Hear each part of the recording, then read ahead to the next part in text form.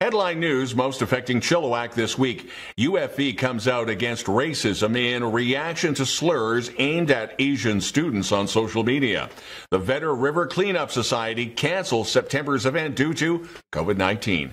Was Price is Right played in emergency rooms in the Fraser Health region? And TEDxChilliwack, Envision Your Future scholarship awarded this week to a grade 12 student. Thanks for watching. We are committed to providing local news and news that impacts our local audience from Harrison to Garrison, Greendale to Hope, and everywhere in between, including Agassiz, Cultus Lake, Little Mountain, Fairfield Island, Promontory, Cheacton First Nation, Yarrow, and Five Corners, Chilliwack. Couple of special guests this week. First, our interview with Mayor Ken Popove in this month's Councillor's Corner, Chilliwack City. Also, Debora Soutar of Rotary Club of Chilliwack joining Barris Carden in this month's Rotary Corner. All right, Chilliwack, let's get started. Last weekend, UFV released a Twitter statement on how they do not condone racism. On other social media platforms, including Instagram, there were racist slurs against Asian students that were the basis of this UFV post. Outside of the Twitter post, UFV media relations have been rather quiet so far on this matter. Reaction is building online. UFV has opened an investigation. The irony is that this happened literally on the heels of National Indigenous Peoples Day, an event that UFV takes seriously. And while this was happening, Métis Nation British Columbia President Clara Moran-Dalcol and MNBC Minister of Health Susie Hooper met with the BC Health Minister, Adrian Dix, to discuss the issue of the investigation into an alleged Price is Right game, which was being played at least one emergency room in BC. chillTV learned that one ER in the Fraser Health region also played this game on guessing what the blood alcohol content in a patient was. Métis Nation BC wants a tips line set up to report cases directly to them or to Fraser Health. The downtown Chilliwack BIA AGM to be done virtually, well, literally, as we speak right now. 8 directors to be elected with 4 property owners and 4 commercial tenants, and all will have 2-year terms. The Downtown Proud Awards, they remain on hold, but we should get an idea of their plans later in the week. The Chilliwack Vedder River Cleanup Society will not proceed with the 2020 BC Rivers Day celebration and cleanup. That was supposed to be Sunday, September 27th. The Society does encourage individuals and families to get outdoors on BC Rivers Day to clean up their favorite part of the Chilliwack Vedder River corridor. With the uncertain situation with COVID-19, it is the right call, as a lot of organizing goes into putting this event together well before the cleanup. The safety of the great volunteers and the CVRCS directors, quote, is the most important thing, unquote.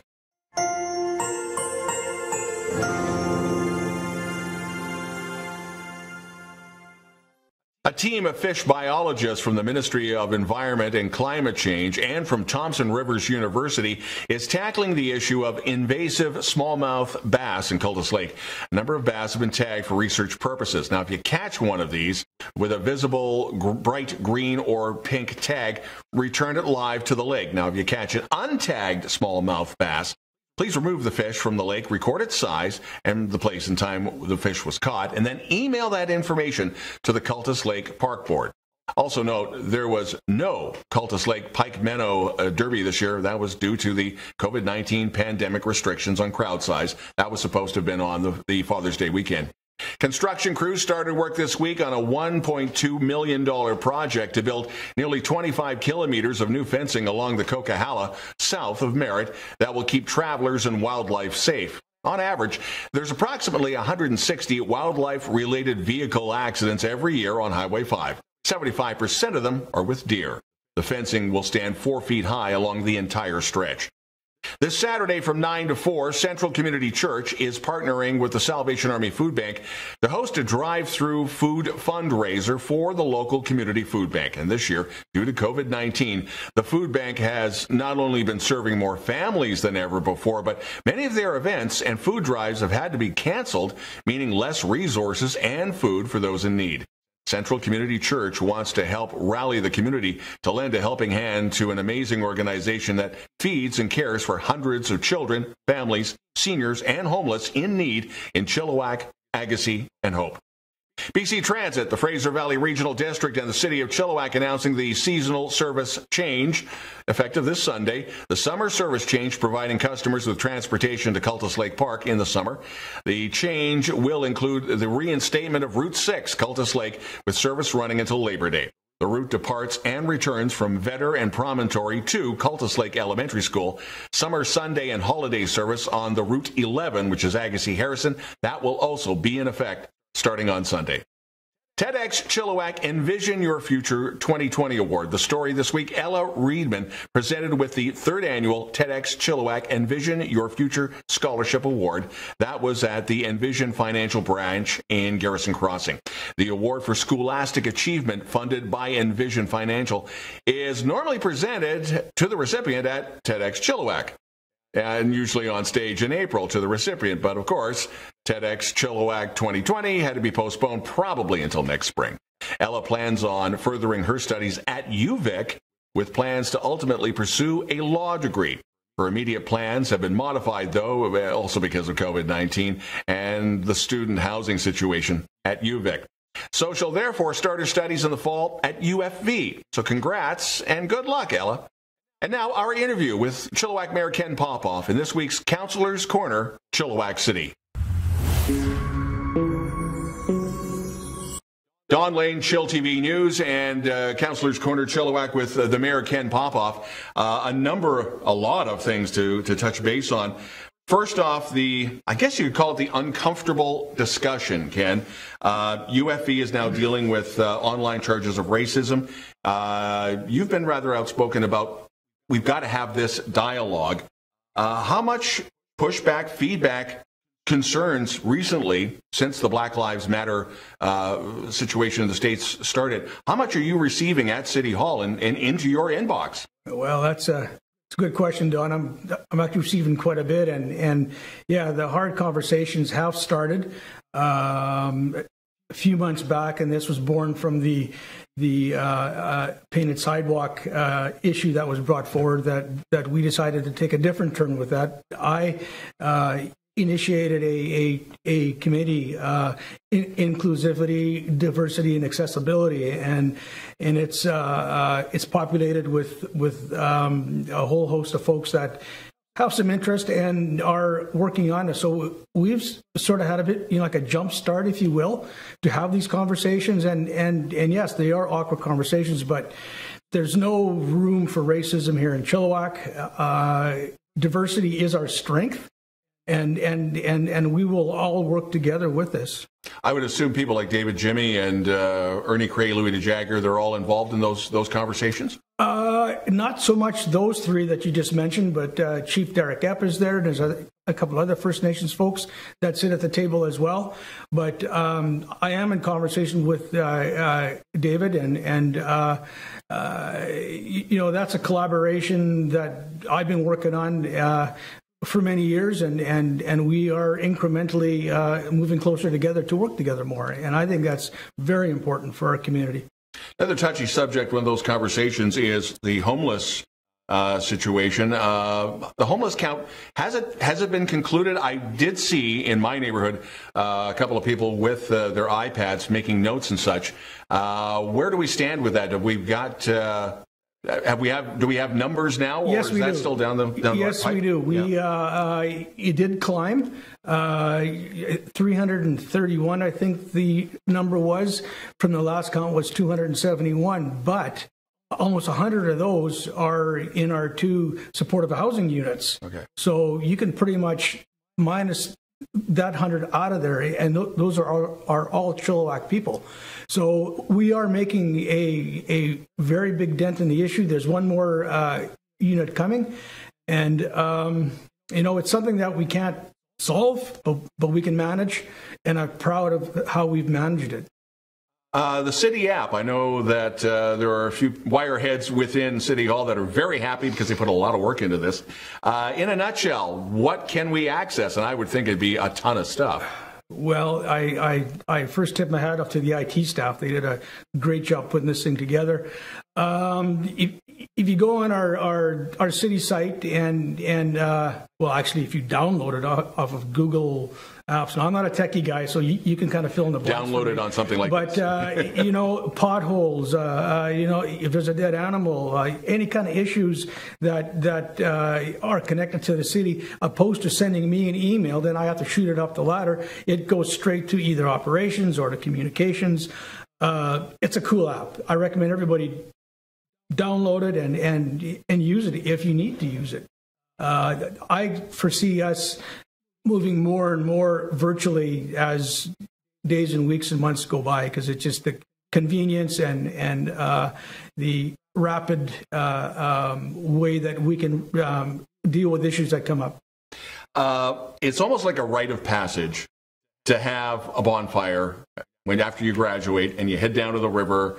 And I know the river cleanup crews have always been screaming about cleaning up after this. You put out a media release on pallet fires and the nails and everything else. Is it getting worse? Well, I'm not sure if it's getting worse, but it hasn't gone away. So this has been a real thorn in my side and the rest of the council side. The big issue there is along the riverbanks. That's all Crown land, so we don't have a whole lot of teeth to do anything with that. We can't send our bylaw people down. Well, we can send our bylaw people down and say, hey, you can't have a fire, but we can't fine them or any such. But, you know, the pallets are such an easy thing to pick up and take and light on fire and consequently leave a mess. So yes, we have moved forward quite aggressively in a campaign. We're going to target businesses that, you know, put them outside because that's the easy way to dispose of them, but it's not the right way to do it. You know, you can take them apart, put them in your dumpster. You can take them to Parr Road for recycling or to our city dump and dispose of these things in the proper way. I'm all about clean and green in our city. You know, fires are prohibited. Again, Crown land, we have no teeth in putting them out, and people like to go down there. But, you know, I tip my hat out to the several volunteer teams that do the river cleanups, and I've been involved in a few of them, and it's amazing how many nails and other crap that we pull out of there that people, you know, leave behind. You know, just if you pack it in, pack it out. But the pallets is something that we're really going to go after. So if you're a business owner and you use a lot of pallets, you know, please take notice. There's not going to be fines levied, but there's going to be a big communications push to recycle them in the proper way. Last but not least, MLA John Martin got a hold of me, as well as School Board Trustee Heather Maws, and they said, this is one of those years for the mosquitoes where Fairfield Island will be picked up and flown away. I'm hearing complaints in Yarrow as well. Is it worse than usual with mosquitoes this year? Well, due to the high water, and we've been lucky for the past few years where it's been, you know, like a really light snowpack. Consequently, there's not a lot of water that comes up in the rivers and in the sloughs that allows these little to hatch and create a you know, a crappy experience in our backyards when it's nice out. I wouldn't say it's any worse than some of our bad years. I know through FVRD they have a system in place where they're going after the larvae. I've been asked, you know, how come the city is not spraying? We haven't sprayed for years. That is so unhealthy. It's just and we can't do that, you know, for health reasons, obviously. But I think the saving grace is the monster hornets are on their way, and they'll maybe be feeding on these. I'm only joking, but or the bats. Yeah, the bats love them. But you know, I think the lucky thing is they've come a little earlier. You know, the weather hasn't been, you know, super nice. What's it? 9 of the last 10 weekends it's been raining, so there's not a lot of barbecue time outside to be you know, enjoying ourselves and unfortunately swatting these things. But you know, summer's ahead of us, guys, and I guarantee you it'll get better. That's the other thing too I wanted to stress is And correct me if I'm wrong, don't complain to the city. There is a link, I believe, with FERD. Correct. Okay. Correct. And go to the Fraser Valley Regional District and say... And really, at the end of the day, there's, the team that's out there doing this is doing their best. They're not going to get them all, obviously. It's unfortunately going to be a bad next couple, 3 weeks, but come on, Chilliwack, step it up. They're just mosquitoes. I know they're a pain in the butt, but, we have to deal with it. Mayor Ken Popove, as always, thank you so much. Councillor's Corner Chilliwack, this is Chill TV. I'm Don Lehn.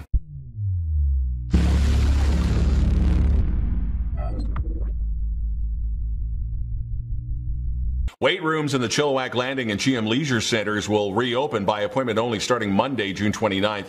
Appointments will give leisure center staff the ability to conduct screening of all patrons upon entry and to clean and disinfect equipment before and after every use.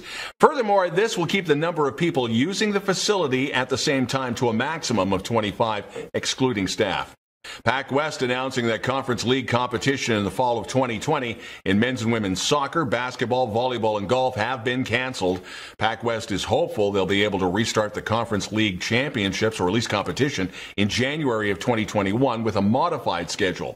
But one of the teams directly affected are the Abbotsford's Columbia Bible College. U Sports made the same decision with their teams, and that affects UFE. The Complete Champion Challenge that was hosted by the Trinity Western Spartans in partnership with Spartan Foundation raised more than $140,000 to help Spartan student athletes in need.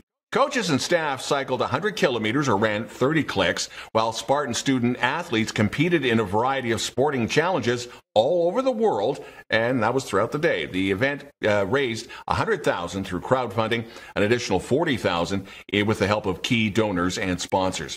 Chilliwack Giants football camps starting over just a week. Registration priority starting with previous tackle registrants by invitation, and general will be this Saturday, June the 27th. It is being billed as a conditioning and skill building camp only, so no contact.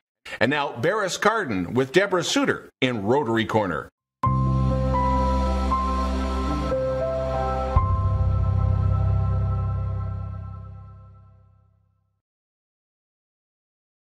Welcome to Rotary Corner, and welcome to the show, Debora Soutar, who is past president. Welcome to the show, Debora. Well, thanks, Barris. You're Glad smiling. to be here. I love it. Who's past president of the Rotary Club of Chilliwack and currently a member of the club. And you're here to talk about something very special that the Rotary Club of Chilliwack is doing called 85 for 85. What is that all about, Debora? Well, thank you, Barris. I'm pretty proud to announce an initiative that we started this year called 85 for 85, and it's to celebrate the 85 years that the Rotary Club of Chilliwack has been serving this community and the globe. 85 years, that's a long time. That's a good on you. I have to admit, I wasn't there when it was first started. I didn't want to insinuate that you were. But you've been a long-term member of the club, and you've been a big contributor to the community, so thank you. Oh, no, thank you. Many people are very familiar with a lot of the Rotary Club of Chilliwack projects, such as the Rotary Trail. Right now, we're really active with the various agencies that are providing food for children during the epidemic. And some of those things are the Starfish Backpack Program, Bowls of Hope, that kind of thing. Other funding that we have been offering to the community include the school breakfast program, which is currently on hiatus. Where do we get our money? Well, everyone's familiar with the Rotary Book Sale, and the 85 for 85 initiative is also another funding source. I'm holding up a bookmark. We've had quite a few of these made up. I want to thank Julie Malloway and her mom, Mona, for putting them together for us. And you're going to find them around parks throughout Chilliwack, hanging on trees that are available for dedication. So those trees that the Rotary Club of Chilliwack has planted in lieu of a plaque are available for the general public to purchase. They can dedicate them for a loved one or a special occasion or an event, or just because planting trees is a really good idea. Well, I think that's wonderful, but is that the only way to find a tree? Do you have to drive around the city, or is there somewhere else that maybe they could go to do that? Oh, well, no, we have some high-tech options. Do you have high-tech options? Yes, there's a website on the back of the bookmark that will direct you directly to the subscription site, ChilliwackRotary.com, 85 for 85. An easy way to check it out to see if that's something you'd be interested in or to subscribe right away. So, and can you choose whatever kind of tree you want or where it gets planted, or how does that all work? Somewhat. There's a wide range of species. By the way, they're really big trees. The city of Chilliwack did a fantastic job planting them last fall, and I've been around seeing them this spring. They're super healthy. They're about 20 feet tall. There are deciduous trees, there are evergreen trees, different species, and they're all selected to be perfect for our climate, perfect for urban settings, and they have some kind of special interest or quality about them, red leaves, interesting bark, those kinds of things. So I'm bad with plants. Usually I buy something and then it dies like 2 weeks later. Any sort of guarantee on that tree? Yes, these trees are guaranteed for 2 years. Oh, well. We'll replace them for free if something happens to them. Although probably nothing will, because they're so well cared for by the city. They have watering bags on them already in anticipation of the summer dry season. So can you give them as gifts? Because I was kind of thinking maybe I wouldn't just buy one for myself, but maybe I would, do it as a gift. It's a wonderful gift. The very first tree that we sold was a birthday gift from a wonderful woman to her husband, who they both agreed they support environmental issues. You don't need any more stuff. And now they have a lasting memory in their neighborhood. Wow, that's fantastic. And I presume there's a cost to doing it because it's a fundraiser. So what are we spending on the trees? $185, and that's a bargain. For a 20-foot tree, that's a real bargain. Planted and guaranteed, and it's yours for life. Well, that's fantastic. And you can dedicate it to somebody, give it as a gift. An extra feature is that the dedication is available online. All of these trees are kept track of on the city website, on the mapping site. So you can look for the tree, its GPS location, its address, and there's a field that we're offering for your dedication up to 150 words. So your tree's not going to be burdened with a necklace that's going to damage the bark or with a plaque that might get vandalized. Your dedication is preserved on site. Online, and others can appreciate it also. Oh, that's wonderful. Well, Deborah, thank you so much. It sounds like a really wonderful program. Glad you were able to explain it. Now, again, the website, if you would like to dedicate a tree or to buy a tree, is ChilliwackRotary.com or .org? .com. ChilliwackRotary.com and 85 for 85. Correct. And you can buy all of that right online and help support our community for all the things that Rotary does, including helping children during this pandemic. It's very important to keep that in mind. And Deborah, anything else that you want to say before we go? It's always a good idea to plant a tree. Always a good idea. Thank you so much for joining us for Rotary Corner. Thank you. chillTV weather, the first full week of summer, and it's muggy, a mix of sun and showers, and highs in the low to mid-20s. Thanks for watching chillTV's News of the Week, and thanks to our special guests this week, Mayor Ken Popove and Debora Soutar of the Rotary Club of Chilliwack. If you'd like to be involved in reporting news in Chilliwack and you have a story you think we should know about, send us a note to news@chilltv.ca. We'd love to hear from you. That's the news this week. I'm Don Lehn.